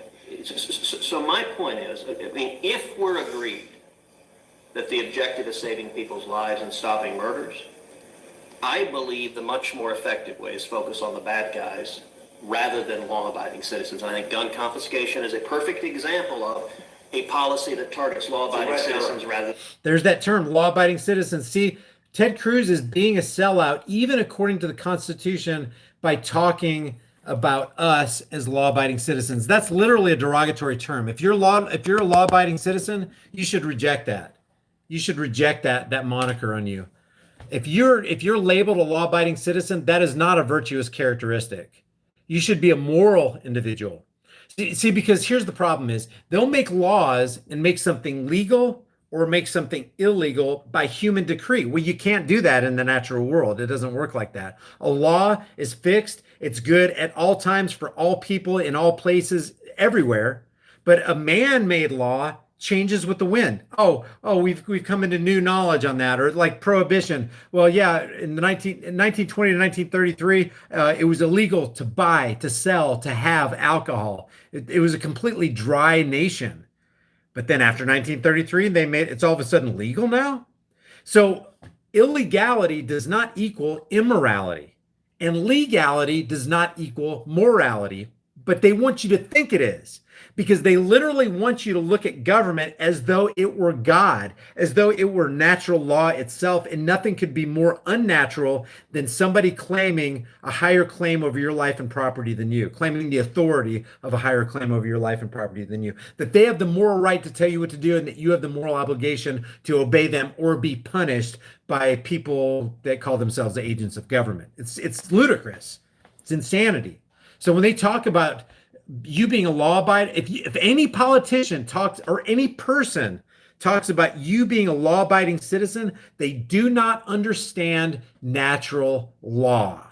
They do not understand morality, because they're talking about law-abiding citizen as something that's a positive, that's something that's virtuous. It's not virtuous. If you want an example of how unvirtuous being called a law-abiding citizen is, then stand in a post office while everybody's being gunned down and you were disarmed because you were a law-abiding citizen and you obeyed that gun-free zone sign. Being a law-abiding citizen will literally get and has gotten people killed. If you don't believe me, listen to the story of Susan Greta Hupp, who was in the Luby's cafeteria in the 1990s with her mom and a whole packed bunch of people there for lunch. And I can't remember his name, drove through the front window, the glass window, the Luby's glass window in his Ford pickup truck, got out and shot and killed 26 people. 2 of them were her parents. And she said, when it was all going down, I reached into my purse and I was like, I got this guy, because she had a gun and she knew how to use it. But then she remembered that her legislators legislated her out of her right to carry a gun wherever she went. And if she brought that into the Luby's restaurant and a law enforcement agent somehow knew that she had a gun, her ass would go to jail. She would be criminalized in the eyes of the state because she wanted to bring a tool in to protect herself. But because she was a law abider, she left it locked in the glove compartment of her car, walked into the Luby's restaurant with her mom and dad, walked out with 2 deceased parents because she didn't have the tool that her legislators legislated her out of having. That's the non-virtuous nature of being a law abider. Being a law abider got Susan Greta Hupp's parents killed. Thanks. Oh, I don't think I want to be. It's like this. Yay, I'm a law abider. Yay, I'm a good little Johnny. Yay, I'm a good little Susie. Yay, I obeyed the laws. Look how good I am. Look how moral and righteous and virtuous I am. Oh, my parents are dead because I was a law abider. What the hell have I been fed all my freaking life that I believed? I always believed that being a law-abider was a good thing. I wanted to grow up and be a law-abiding, productive citizen of society. We have to undo years and years of thinking. I call it the $15,000 hour indoctrination program called the public school and government indoctrination program. That's what it is. They teach you how to think that all these things are righteous, that the police are good, that government is good, that it's there for your benefit, and all this legislative magic and mumbo jumbo is real. It's not. They're literally, if you believe in the legislative process where a whole group of people called Congress, the Senate, and the House get together and agree on this piece of paper that they're going to call a law, if you literally believe that all those words on that page literally become a law through the sprinkling magic of pixie fairy dust legislative process, then you've bought into the lie. You've bought into the lie that, oh, I'm a good moral agent because I'm a law abider. No. You don't get virtue points for being a law abider. So when Ted Cruz, or if somebody is still indoctrinated with the law abider thing, they're just ignorant. Ted Cruz is not ignorant. He's willfully going in there and he's talking about all this stuff that maybe he truly believes, maybe he doesn't. It's irrelevant. What he's spewing is utter poison, and if people pick up what he's laying down, it's basically woe to them. And that's why we're 22 point whatever trillion dollars in debt right now. If you count the unfunded liabilities of Social Security and Medicare, that number literally escalates to 120 to 150 trillion. It's off the charts. 1 trillion is crazy. We're 22, but we're really 120 to 150 if you count all those, unfunded liabilities. You can't get that way unless you believe in magic. You cannot get that deeply involved in debt unless you bow down to and kiss the ring of the international Zionist banking cartel. You can't get there unless you believe in the sprinkling pixie fairy dust of the legislative process. It's all magic. There's no rational backing to it. Why do you wear a suit and tie and you walk through the marbled halls like Eric Swalwell, and you think you're somebody and you think you have the right to ban the AR-15 from somebody? Magic pixie dust. How do you explain it any other way? So this idea of law-abiding citizen, screw that. I don't want to be a law-abiding citizen. I want to be a moral, righteous individual who doesn't violate the rights of other people, because I don't want my own rights violated. Back to TED Talk. Oh, sorry. What's It's that? a right now. It's what they're campaigning on. Well, Americans will get to vote, but right now we're talking about HRE and extreme risk protection laws. Step back for just 1 second. I just think so that we're talking all in the same terms. This guy right here, I guess he was ex-military or whatever, but I don't know. I don't really count what he says, so I skipped over him. Not only am I not saying do nothing, I am saying the opposite. Do something. If you allow me, I'll explain what I think we should do. But Anything you would do in addition to the Second Amendment when you're talking in the realm of guns is going to end up being an infringement. And I just want to show you this. I know you guys, I know this is basic. Please don't think I'm talking down to you. I think I like getting back to basics. I don't care if I know it or not, but I want you to see the definition of infringe. Let me move my phone here so you can see this. Infringe right here. Act so as to limit or undermine something, encroach on. And there's no how much of a limit is infringement. It's any limit. It's a featherweight a featherweight is an infringement. 10 pounds is an infringement. 1,000 pounds, 0.00005 ounces is an infringement. Anything in addition to shall not be infringed automatically becomes an infringement, period. So when he says, well, we can't just do nothing. Oh, yes, you can. Oh, yes, you can. Because the something that you end up doing ends up being the very infringement that you swore to the people that you would uphold. Automatically, if you do something, you become an oath breaker.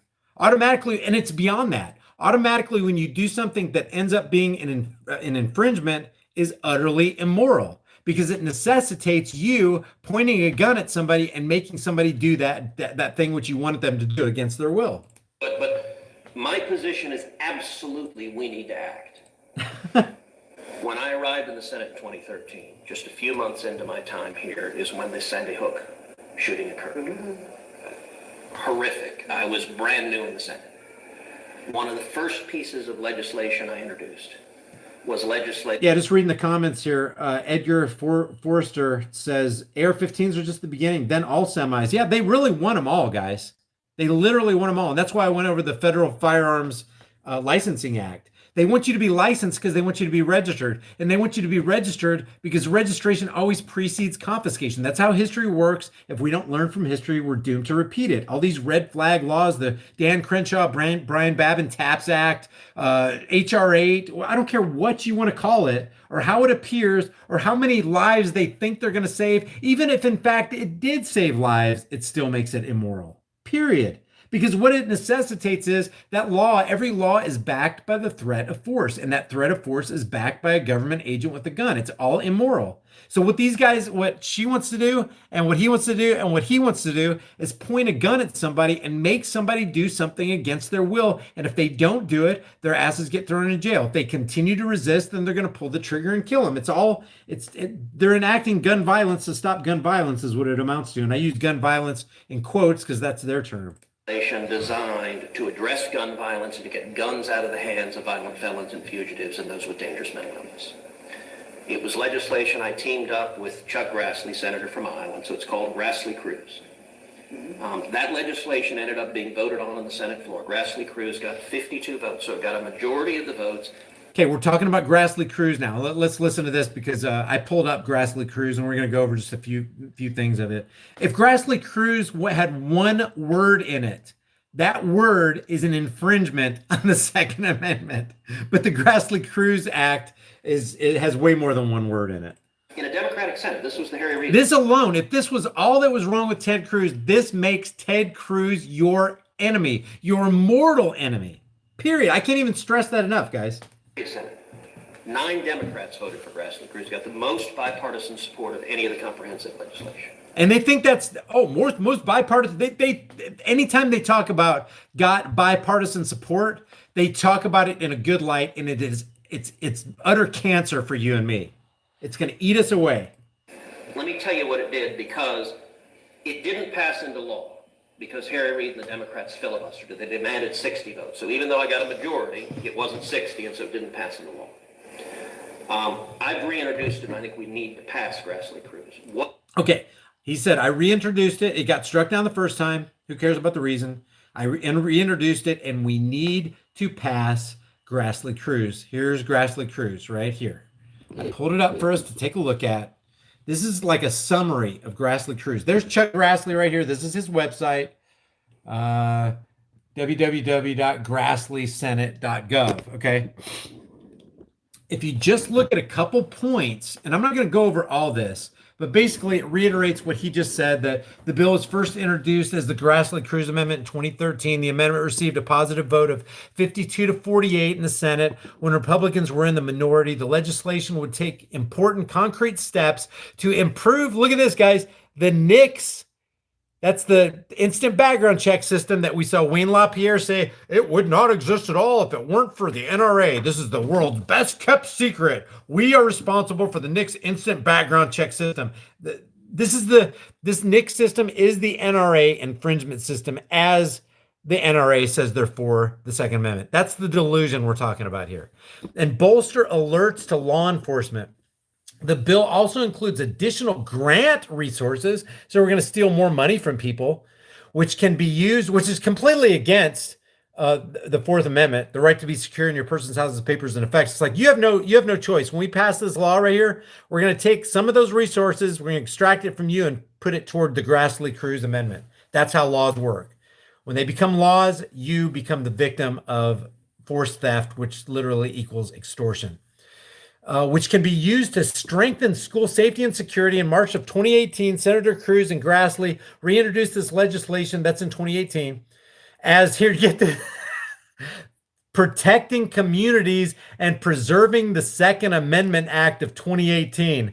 How come, if the supreme law of the land is the Bill of Rights, the Constitution, and part of that is the Second Amendment, do we need something called the Protecting Communities and Preserving the Second Amendment Act of 2018? Why do we need a law to protect a law? That right there proves that laws mean nothing. And that's why I constantly quote Lysander Spooner. If you haven't read Lysander Spooner stuff, I urge you to do it, because I just suggest highly that you do it. Lysander Spooner's got some off the hook knowledge about freedom to lay on you. But he said this: Whether the Constitution be one thing or the other, it has either authorized such a government as we've had, or it has been powerless to resist it, powerless to prevent it. In either case, it's unfit to exist. And this is a perfect example of that. We have to create a law to protect the Second Amendment. Give me a break. That right there is a testimony to the illegitimacy of the Constitution itself when you have to pass a law to protect the Constitution. Is the Constitution the supreme law of the land?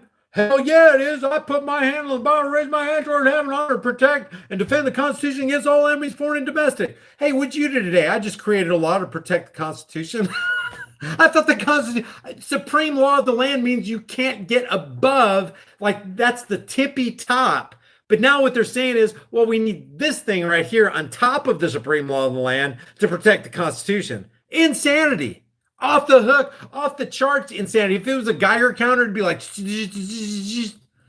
crazy, crazy, crazy, hilarious, sad, name the emotion, doesn't matter. It's all that wrapped up into one. That in itself, just to say, oh, sorry, I almost dropped the camera. Just to say this right here, to name it that, totally negates what the Second Amendment is all about.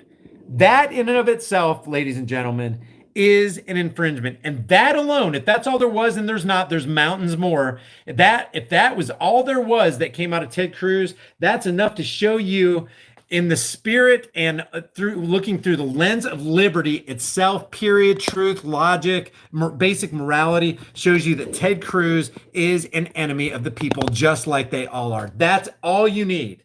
Period. Well, you're overreacting, Brian. No, the burden of proof is on you.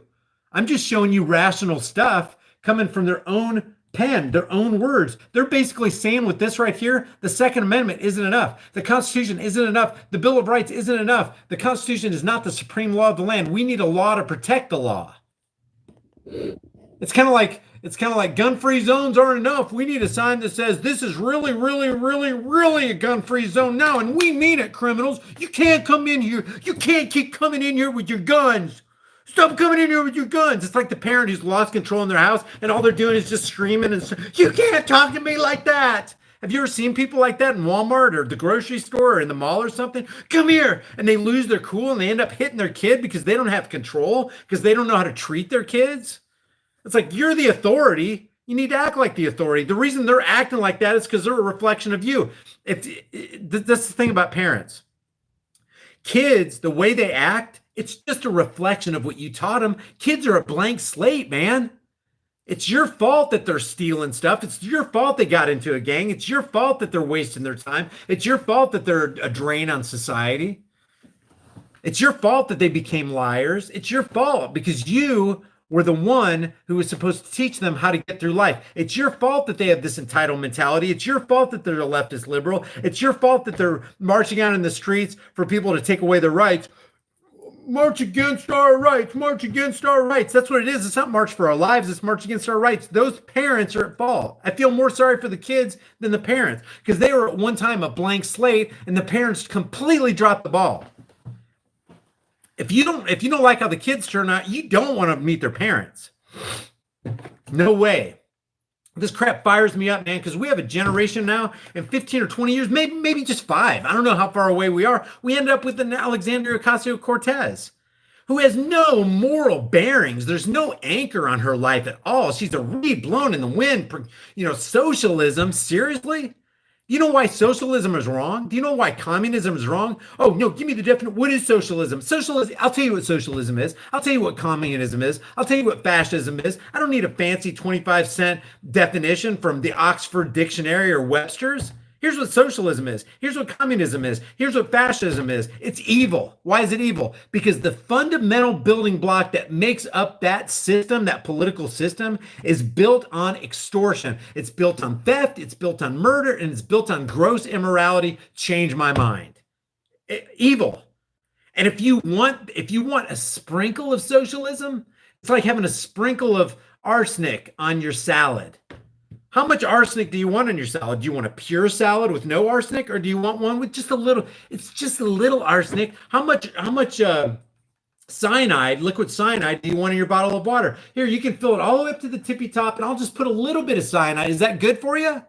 That's why I'm constantly saying, no, you don't get wiggle room for freedom. You're championing the cause of freedom, or you're in the boat with your oars out of the water and you're heading back to the waterfall. That's why I get fired up about this. People are like, man, you need to cut Ted Cruz some slack. No, he's a psychopath. If you had a neighbor that actually believed they had a higher claim over your life and property than you, and they were constantly getting in your car, taking it to work without your permission, and busting out your windows and hacking into your bank account, taking a little bit off the top for them, if they were doing that to you, you'd be like, justice needs to be done here. That's exactly what Congress does to you. That's exactly what politics does to you. And what are you going to do? You're going to get behind your car and go to the voting booth and push that button and pull that lever so that some other psychopath can order your other neighbors around. And if they don't submit to your psychopath, then you're actually supporting them, turning their guns against them. You know, if you became president, the first thing you would do is get the freaking IRS off everybody's back, cut all your ties to Israel and to the EU and every tie that we have, and get this country and go back to a sound money system and get rid of the fiat currency Ponzi scheme. But they're not going to do that because they're sold out. They're sold out to Zionism. Israel has been in the back pocket for, America's been in the back pocket of Israel for, I don't even know how many years now, at least since 1948. The Rothschilds banking cartel owns this frickin' place. And now, instead of that Japanese emperor, if he even did say this, I don't know, I can't verify that he actually said this, but it would be accurate back then when he said it. He goes, we can't invade the mainland in America. If we did, there'd be a gun behind every blade of grass. Now you think that's true? No, there may be 300 or 400 million guns in America, but I don't know hardly anybody around here that has their own gun. You know, they could have it and not say anything, but the point is, we're such sitting ducks. We're so heavy in debt. We're so reliant on the government. We are such an entitled society. We're so freaking pussy-eyed, if that's even a word. If it's not, we'll go ahead and coin it. It just pisses you off when you know what the truth is and you see what Ted Cruz is, and then you tell people what Ted Cruz is, and then if he's even wrong on just that one thing after he took the oath, I didn't. I'll give Ted Cruz a break. What, for being an oath breaker?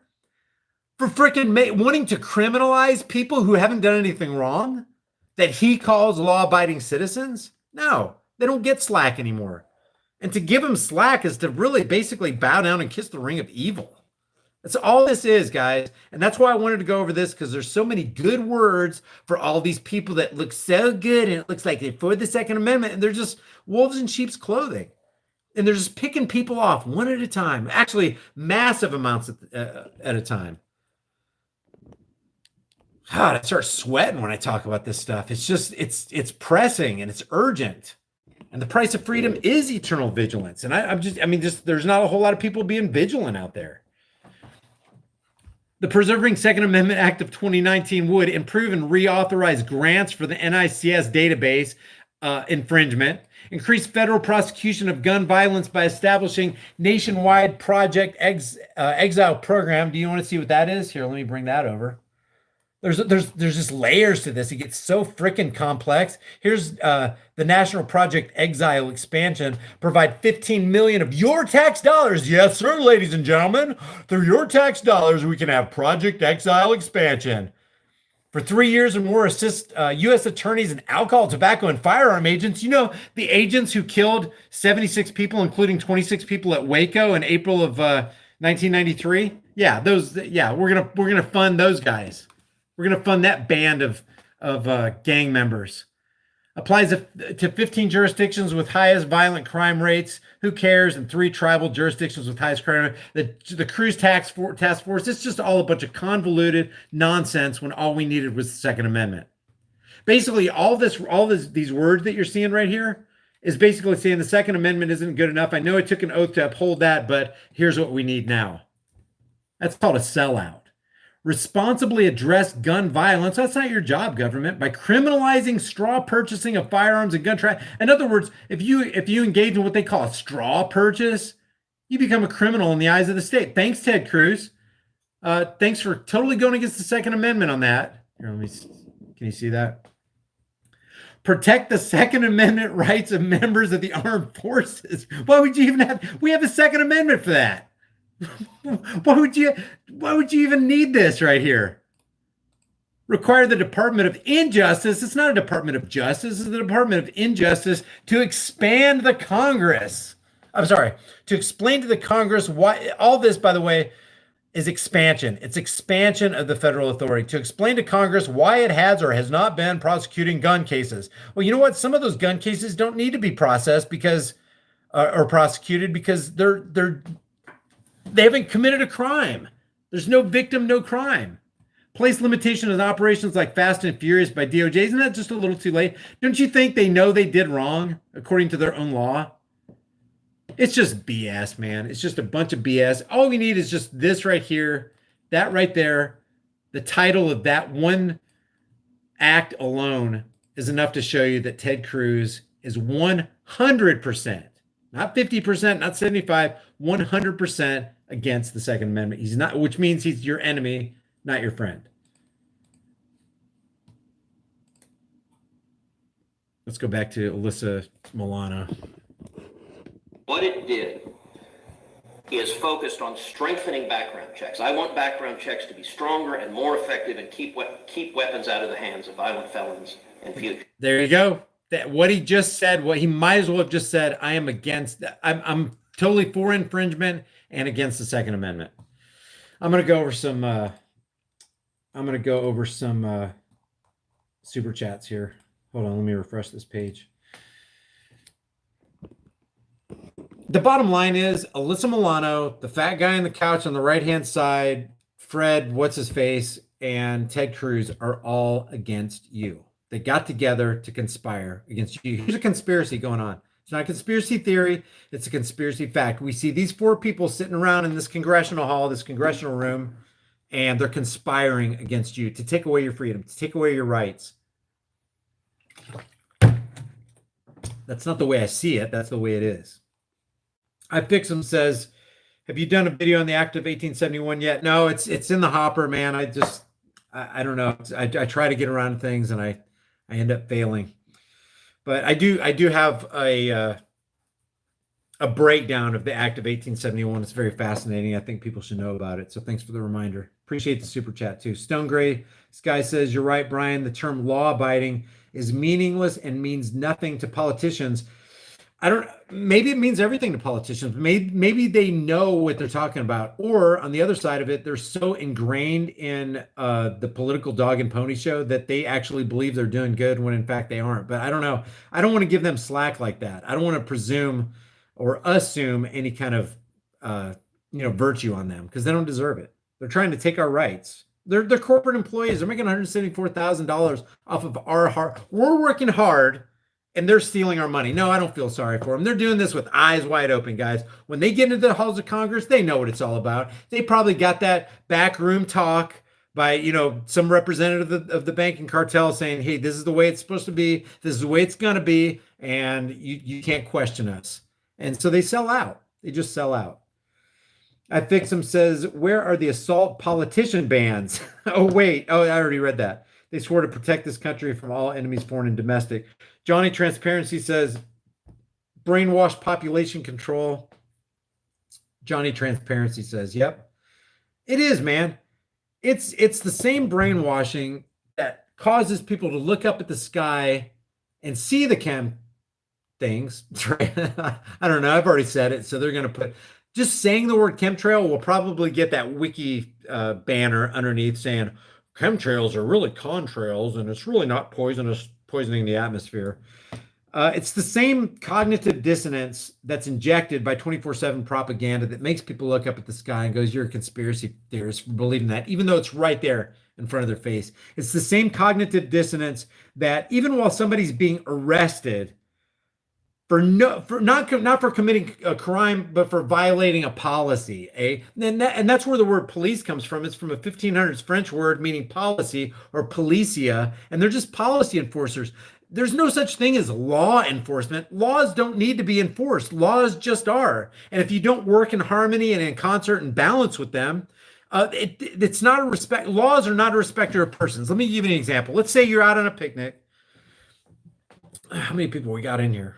391. Let's say you and your wife, you and your significant other are out on a picnic, and your baby girl who just learned to walk is playing with her balloon, and you're at this neat. There's tons of scenic overlooks in Tennessee. There's this one that I remember. I think it was called Savage Gulf. We'd go up there every fall, and the changing colors of the trees was just absolutely brilliant. But you could have lunch on this scenic overlook. There's no railings or anything like that. So you and your significant other, they're just eating there, listening to a radio or talking about certain things and eating your lunch and enjoying the beautiful day and the birds singing and the little puffy clouds in the skies. You're just not paying attention to your little girl. She got this little balloon and she's looking up in the air and she falls off the cliff to the sharp rocks below. The law didn't care that she was ignorant about, she didn't know she had to work in the framework of the law. She wasn't paying attention. The law, nobody has to enforce that law because it's a law. Laws don't have to be enforced. They just are. The law of light, the law of gravity. It doesn't depend on man's edicts. Oh, today it's going to work, tomorrow it's not. Okay, we're going to suspend the law of gravity today. No, that's what men don't make laws. They pen opinions on pieces of paper. And they try to sell them as though they were something that they're not. They're not laws. Laws don't need to be enforced. Therefore, you can't have a law enforcer. You can have a policy enforcer. You can have an opinion enforcer. It was my opinion that you shouldn't be going 45 in a 35 mile per hour zone. Therefore, I'm going to give you a ticket. They're just enforcing policy. That's where we get the word police from. It's policia from French. It just means it's just a policy. It's an edict of man, but it's not a law. An edict of man is not a law, and a law is not an edict of man. So you don't need anybody to enforce the law because the law just is. That's why it's called a law. So we've been brainwashed into this idea that, oh, men create laws and we better obey the laws or we get rightly punished. No, it's not true. That's not true. I'm going to I got to go through a background check to get that firearm or I'm a criminal. No, you're not. You're not a criminal unless you leave a victim. Have you left a victim? No, I haven't left a victim. And they could go, well, the state was the victim. Oh, really? How did I harm the state? How did I harm the state by acquiring a firearm from that guy? I had $200. He had a firearm I wanted to buy. He wanted my $200 more than he wanted his firearm. And I wanted his firearm more than I wanted the $200. And we had a mutual consensual, voluntary transaction that did not require a third party to intervene, that third party being government. Thank you very much. And that's what government is trying to do, is trying to intervene in a cordial, mutual, voluntary business transaction and trying to say, no, wait, stop. You can't do that transaction until you get permission from daddy government. That's how convoluted it is. And I constantly talk about this, and I will bang this drum until it's so worn thin I can't bang it anymore. But I'm going to do it to my dying breath.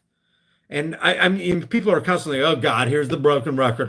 Here's the broken record. Guys, we have to undo centuries of evil. And you got to and wash away centuries of contamination. And it takes a lot of water to wash that contamination away. It's like, and I'll keep pouring it out. If I'm wrong, correct me and let's go on in this journey together. But until then, there is no law that needs a human to intervene and enforce it. The only reason they're calling it a law, and the only reason it's vital for you to believe that fiction, is because they got to make the cheddar. That's what making laws does, is if you break the law, it's going to cost you. And they have to exercise control. That's why, thus, the word government means, it comes from governo and mentis. Governo means to control or govern, and mentis means mind, to control the mind, or mind control. Government is literally mind control. And it's based on belief. It's not based on objective reality. It's just, take my word for it. The president can do that. He can issue an executive order, and everybody has to follow it. Really? Says who? Says your school indoctrination program? What is that? Hey, I'm a PhD. I should know. You need to obey what the president said, because that is an executive order, and that stands in the halls of Congress, and that meets the legislative muster, and you need to follow it. Why? Because I said so. Yeah, I'm not buying it. I opt out. Oh, I'm sorry. I forgot to tell you that line in the law. You can't opt out. And if you try, we arrest you and throw you into jail. Oh, you're going to resist that? Well, then off with your head. You're dead. That's where we're at. So yeah, Johnny Transparency, brainwash, population control. Exactly. MGC Truth says a cult of personality. And that's exactly what it is when you're talking about hailing Ted Cruz is such a champion of the Second Amendment. Wayne LaPierre is such a champion of the Second Amendment. No, he's not. No, they aren't. Scared Avocado says, total act, talking about Alyssa Milano, mass manipulation in progress. Yep, exactly. Scared Avocado also says, here's a thought. They want a civil war. It sure looks like that. It sure looks like that. Bacchus Shamil says, chemtrails for the rats on the ground. Yep. Bacchus Shamil also says, thank you, man, for covering this topic. Contrails, they're poisoning the rats, aka useless eaters on the ground. Thank you, Brian. Hey, no problem, man. That's what I'm here for. Wish I could do it full time. I'm working toward trying to do it full time. All right, some more super chats just came through. Walter White says, Brian, a bunch of people are so programmed to government, and I thank you and others for breaking me out of it. Hey, man, we like, it sounds so cliche for me to say this, but we're all literally in the same boat together. We all are. We're all on a journey. We're all on a path. We're all ignorant about a lot of things, and life's a learning experience, and let's just learn it. But I think, like, the basic thing, all we got to know is you don't have the right to harm people and take their stuff. We all knew that in first grade, even in public school. It's not right for you to harm little Johnny and take his lunch money and bop him on the nose if he didn't deserve it. You know, there are people who deserve to be, and don't, please understand something, guys. When I say I am for the non-aggression principle, that's non-aggression towards somebody who doesn't deserve your aggression. There are people who deserve your aggression. There are people who deserve offensive force. This does not negate that. Somebody breaks into my house, it's not likely, if I have anything to do with it, and if I'm not dead myself, that they'll walk out of here alive, because I am going to it's all or nothing. Somebody breaks into my house, I'm not just assuming, I believe that they're there to kill me and my family and flay our flesh and burn us alive. That's how I look at it. It's all or nothing. It's all on or it ain't. And I ain't going to be quivering in a corner. I don't care how big or how many. I'll do everything I can, because I know in the end I might just die anyway. That's just how it is. Does that make me a hero? Oh, you're such a big... No, I'm not. It's just, that's what normal people do when they love their families. You know what I mean? You don't have to think about it. Oh my God, I hope I don't get hurt. Oh God, can the police get here in time? Oh my God, I need to call my congressman so they can make more laws so that this kind of thing doesn't. Guess what? It's already illegal to kill people. It's already illegal to break into houses. Although even with the illegality of that, and I mock that, it's wrong. It's just morally wrong to do that. It doesn't matter if you made it. Hey, guess what? It's illegal to kill somebody. No, duh. No, you don't need a man-made opinion to back that up. We already know that. How do we know? Because we wouldn't want to be killed ourselves, because we wouldn't want our families to be killed. Therefore, we won't do that to somebody else, because we wouldn't want that done to us. It's the golden rule.